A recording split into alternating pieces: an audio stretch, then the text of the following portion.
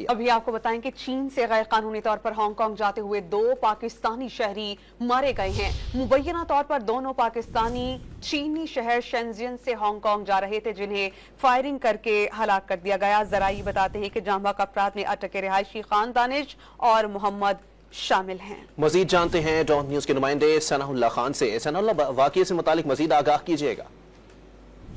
देखिए, बड़ी बदकिस्मती है, जिस तरह यूरोप, ईरान या दीगर गैर कानूनी तरीके से लोग जाते हैं, तो यहाँ पर जो एजेंट है पाकिस्तान में काम कर रहे हैं वो 15 से 20 लाख रुपए में हांगकांग ले जाते हैं।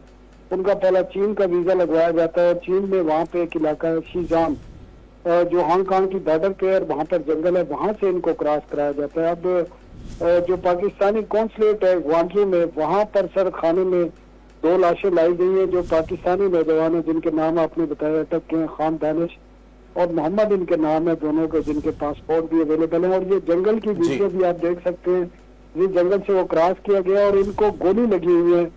जो चाइनीज हकाम है वो अभी इसकी तस्दीक नहीं कर रहे कि ये किस तरह मारे गए हैं, लेकिन ये दोनों नौजवान हलाक हुए हैं। और ये हांगकांग क्रॉस कर इनको क्रॉस एजेंट करा रहे थे।